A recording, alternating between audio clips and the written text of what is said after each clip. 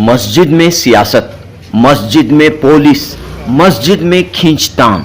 जी हां, हाल ही में बेंगलुरु के शिवाजी नगर की मस्जिद लबाबीन में ये अफसोसनाक वाक़या पेश आया है। इस शर्मनाक, तशवीशनाक वाक़ये के खिलाफ मस्जिद की मजलिस मुंतजिमा के अरकान ने बेंगलुरु में कर्नाटक रियासती वक्फ बोर्ड के दफ्तर पहुंचकर बोर्ड के चेयरमैन और सीईओ को याददाश्त पेश की।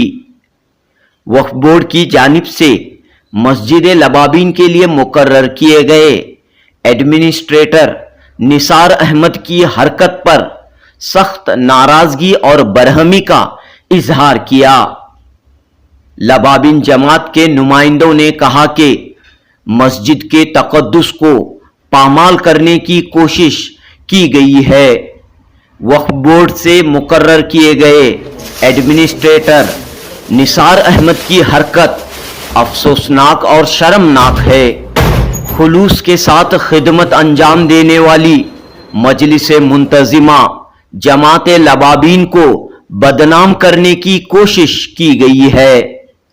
इस मौके पर कर्नाटक रियासती वक्फ बोर्ड के चेयरमैन मौलाना शाफई सादी से दरख्वास्त की गई कि वो फौरी तौर पर निसार अहमद के खिलाफ कार्रवाई करें और मुस्लिम माशरे में मस्जिदों के तकद्दुस को पामाल करने वाले, मस्जिदों के मकाम व मर्तबे को धक्का पहुंचाने वालों के खिलाफ कड़ी कार्रवाई करें। पेश है जुनूबी न्यूज की रिपोर्ट। आज आप लबाबीन जमात से आज वक्फ बोर्ड के चेयरमैन से आप मुलाकात की और गुज़िश्ता कुछ दिनों में आपसे वक्फ बोर्ड एडमिनिस्ट्रेटर डाल के और बहुत अफरा तफरी हुई मस्जिद में, इसके बारे में आपने आज चेयरमैन साहब से बात की, क्या बात हुई और आपने क्या उनसे? अस्सलाम वालेकुम। आप लोगों का मैं बेहद शुक्रगुजार हूँ कि आपने आज जो हमारी मीटिंग वक्फ बोर्ड में थी उसके बारे में जानना चाह रहे हैं। हमें अफसोस है कि इन लोगों की तरफ से जो एडमिनिस्ट्रेशन अपॉइंट की, उन लोगों ने हमारी जमात को एक ऐसी तहत पर पहुंचा दिया जो हम भाई बता नहीं सकता। बहरहाल हमने सीईओ साहब, हमारे चेयरमैन साहब जो है जनाब शाफी सादी साहब और सीईओ साहब से मुलाकात हुई और हमारे जितने भी जो परेशानियां और जो भी ये लोग हम जुल्म किए, मैं क्यों ये लफ्ज़ यूज़ कर रहा हूँ, हमारी एक बावखार जमात को इन लोगों ने पुलिस के साथ आकर अंदर दाखिल हुए और इसमें जो है तोड़ फोड़ करके इसको जो है अपने कब्जे में लेने की कोशिश की। मैं चेयरमैन साहब को बताया कि जो साहब आप एडमिनिस्ट्रेटर अपॉइंट किए हैं गुज़िश्ता 8 महीने पहले, उनकी सूरत आज तक कोई देखा नहीं और वो भी उसकी एतराफ़ कर रहे हैं। यानी बगैर हमारे से मिले इन लोगों ने 8 महीने बैठे और आखिरी में आकर जो है पुलिस की मदद ली है, जो बहुत अफसोस है, शर्मनाक है। इसकी मैं पूरी तरह से मजम्मत करता हूँ। समझ गए, हमारी जो बावखार जमात गुज़िश्ता कई सालों से चल रही है और ये तो आप सबको मैं आपको बताना चाहता हूँ कि जो भी हमारे आबा अजदाद थे, किसी ने ओहदे की ख्वाहिश नहीं की। ओहदा तो अल्लाह के तरफ से है, हमारे तरफ से ओहदा नहीं है। ओहदा जो है अल्लाह के तरफ से है और जो भी हमें जो इस नाखिस को भी जिस किसी ने मुझे इंतखाब किया वो न भाई आया, नहीं वो लोग चाह रहे थे, वो मैंने उसको कबूल किया। बहरहाल जैसे भी है हमारी जमात के अक्सर लोग, उनका इल्जाम ये है कि आपने इंतखाबात नहीं किए जी और कुछ अकाउंट में कुछ गड़बड़ी है। हालांकि जब हमको मालूम है कि आपकी जमात एक पैसा नहीं लेती, चंदा और बहुत अच्छा चल रहा है, जी हाँ, तो इसके बावजूद एडमिनिस्ट्रेटर डालने, क्या आप समझते हैं कि इसके पीछे कोई चाल है या कोई सियासी इसके पीछे की तरफ से वो चाल है? बताइए।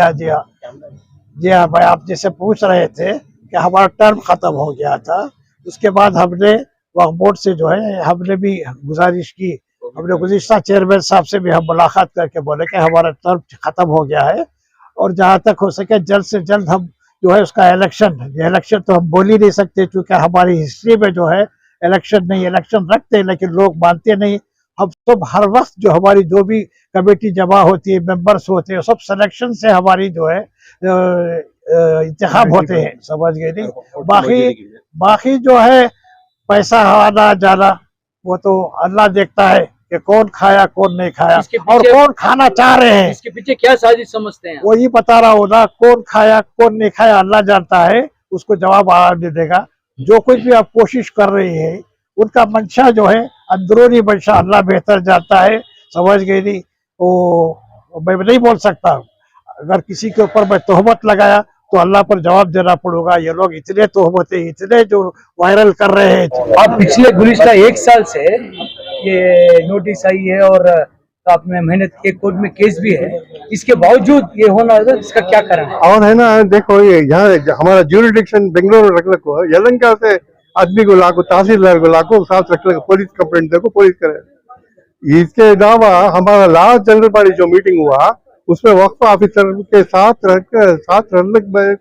हमें मीटिंग कराए, सिलेक्शन हुआ। इलेक्शन जो वक्फ बोर्ड के ऑफिसर 2 ऑफिसर आए थे, हम उनके सामने सिलेक्शन हुआ। और इसके बावजूद भी फिर आप नहीं सिलेक्शन नहीं करते, इलेक्शन नहीं करते तो क्या करना। अब हमें अब देखो 2020 से लेकर कोविड का ये आया, 2 साल हमें क्या भी कर सके नहीं। अभी कोई कोविड रिलीज हुआ, इतने में ये सब काम शुरू करवा नहीं। और हमारा जो टर्म खत्म हुआ 2016 में, उसके बाद हमें वक्फ बोर्ड में आगे बोले 20 में वक्फ बोर्ड में आगे बोले हमें क्या भी करना है, हमारा ये ले लो, चार्ज ले लो को।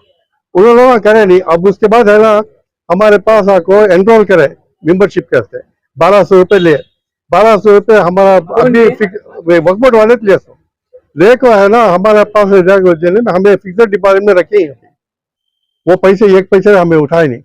अब है ना वक्फ बोर्ड वाले अब जब एनरोल करे बाद किसके जिम्मा होता मीटिंग कराना नहीं कराना, इलेक्शन कराना सब करना, मेंबर है ना करने बाद और यहाँ तक क्या है, उन्होंने जो मेंबर ले रखा है क्रॉस वेरिफिकेशन, इन्होंने लबा भी नहीं को वो तक करे नहीं उन्होंने। अब उन्होंने करना तो आपको ये सब काम करेगा तो कैसा होगा। वो 5 आदमियों की एडवाइजरी कमेटी डाली ना, वो भी गलत सच्चो। हमारे तरफ से क्या भी नहीं है, हमें हमारे तरफ से जो दिए है वो नामा एक भी नहीं है। उनके तरफ से जो आया वो अपोजिशन की तरफ से उनका नाम इसमें एक्ट में एडवाइजरी कमेटी का नहीं छे फली। हाँ वो नहीं है, एडमिनिस्ट्रेटर आना सो। अब वो कहाँ है, तब तुमने वक्फ बोर्ड में ये नहीं है, एडवाइजरी कमेटी बनाने का ये नहीं है, रूल्स नहीं है। चेयरमैन क्या बोले? अब चेयरमैन क्या बोलते हैं, हम लोग बैठ के बात करको क्या भी करेंगे बोलते हैं। चेयरमैन को मालूम नहीं है ये चीज। ये अब ये जो सीईओ वो ये निसार अहमद जो काम करे है वो सीईओ को मालूम नहीं है। आज सुबह मैं पूछा तो ये सब बोलते हो आज ये। और दूसरी बात जो है ये बोल रहे हैं कि इतने साल से बगैर अपने आप जमात सेक्रेटरी सदर बन जाते हैं करके, हालांकि हर इलेक्शन होता था, इलेक्शन तो हमारे इसमें नहीं होता था, सिलेक्शन ही होता था। और हर सिलेक्शन जब भी होता है तो वक्फ बोर्ड के जिम्मेदार हर वक्त रहते थे। वक्फ बोर्ड के जिम्मेदारों की मौजूदगी में सिलेक्शन होता था और कमेटी बनती, नई कमेटी बनती थी।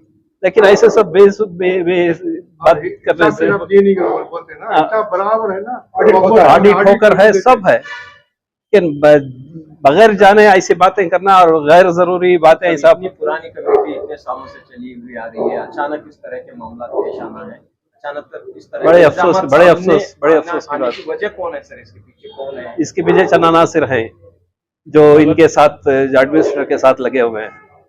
कौन है सर, कौन है? बाहर के भी हैं, अंदर के भी हैं, जमात के भी हैं, जमात के बाहर के भी आदमी हैं। उनकी शिकायत है कि सिर्फ लबाबी नहीं थे, दक्षिणी सुन्नी को जो है आप लोग जमाते नहीं। लवाबी जमात सुन्नी भी है, लवाबी जमात सुन्नी है। दोबारा कमेटी नहीं बन पाई, वही कमेटी जारी रही। अस्सलाम वालेकुम, मेरा नाम मोहम्मद हबीबुल्ला। लास्ट इलेक्शन का मैं कन्वीनर था। वक्फ बोर्ड से 2 ऑफिसर आए थे, एक मीर इकबाल हुसैन, एक हबीबुल्ला शरीफ। इनकी निगरानी में इलेक्शन हुआ, सिलेक्शन हुआ था। सिलेक्शन होने के बाद 2019 में खत्म हो गया था। तब खत्म हो जाने के बाद क्या हुआ तो कोविड शुरू हो गया था। कोविड की वजह से जो है इलेक्शन नहीं हुआ था। तो अभी अब नेक्स्ट कब करने वाले हैं? अब वो बोर्ड कब चाहता देखेंगे, तो हमें तो रेडी क्या चीज को भी नहीं करता। नहीं, जमात लबाबिन का इलेक्शन नहीं है, लबाबिन जमात का इलेक्शन, लबाबिन मस्जिद का इलेक्शन होना है। इन्होंने जो इलेक्शन कराना चाहते हैं लबाबिन जमात का कराते हैं, वो नहीं होता था। जमात इलेक्शन को नहीं आती, जमात जो है इसमें रजिस्टर नहीं है।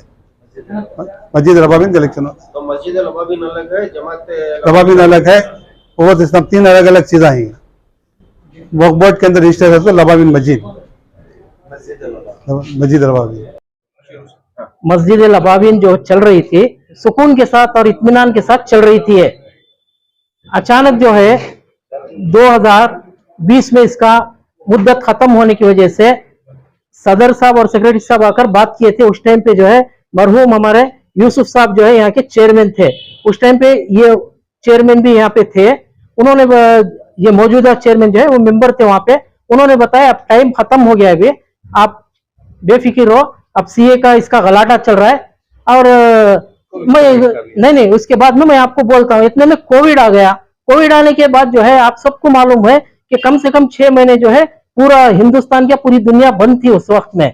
ऐसे वक्त में जो है इन्होंने अगस्त के महीने में एक ले लेकर पर्ची लगाते हैं अज्यूमेंट ऑफ चार्ज बोल को। कैसा इन्हें अज्यूम कर लिया चार्ज, इन्होंने खाली पोस्टर लगा को चले गए तो मस्जिद के अंदर इनको आओ भाई बोल को बुला को चाबी हाथ में देखो भेजना क्या बोलो आप, ऐसा है नहीं है।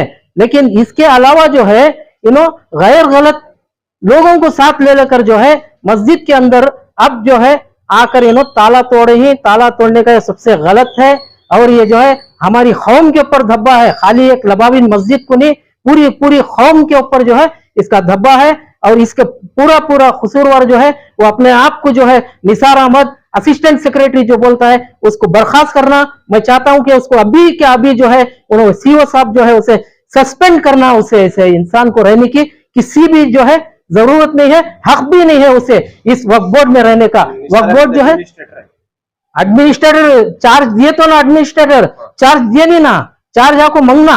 मस्जिद में आको तुम्हारे घर पर तुम पुलिस वाला लगा चलेगा तो दे डालती क्या तुम्हें, घर से घुस को पकड़ ले जाती नहीं, गलाटा नहीं करे तो। 3,64,000 रुपए जो है सदर सेक्रेटरी और ट्रेजरर साहब ऐसे ही हमारे जो 40 साल जो है बिला वजह जो है खिदमत करे उन्होंने, कभी जाकर 1 रुपया नहीं लिया उन्होंने। लाल मस्जिद के अंदर उनकी पूरी जिंदगी गुजारे। हर रमजान में जो है तरावी जो है बगैर मुआवजा के सुनाते थे। और ऐसे नहीं कि उन्होंने 200 करोड़ के आसे में है, इन्होंने क्या समझ गए इन्होंने ऐसे लोगों को ले को रोड पर खड़ा डाल को 3,64,000 खा गए बोले। उस 9 दिन के वफे में जो है कम से कम जो है मैं 3,75,000 जमा ही बैंक के अंदर। 3,75,000 जमाने के बाद जो है उसके 3 महीने जो है पुलिस वाले इन्वेस्टिगेशन करे। इन्वेस्टिगेशन करने के बाद मालूम हुआ कि ये गलत जो है इन्होंने डाला है। और कम से कम पूरे के पूरे 3 मसाजिद के मौलवी, इमाम, मुअज्जिन साहब को पूरे अल्लाह के घर के काम करने वाले 3 मसाजिद के लेके आपको 2-2 घंटे पुलिस स्टेशन में खड़ा ये लोग। इन्होंने क्या चाहती इन्हों बताना क्या चाहती बोलो, क्या चोरा बोल को बोलती क्या इन्होंने ऐसे लोगों को? उनकी हैसियत नहीं है कींट लग देने के वास्ते एक मस्जिद को, वैसे लोगों को ले लग जाओ मस्जिद उठा देने थी क्या? अब मैं बोल रहा हूँ फिर भी आपको बोल रहा हूँ कि फौरन जो है निसार अहमद को यहां से सस्पेंड करना। और ये डेलीगेशन जो है हमें मिनिस्टर के पास भी ले लग जाएंगे इंशाअल्लाह।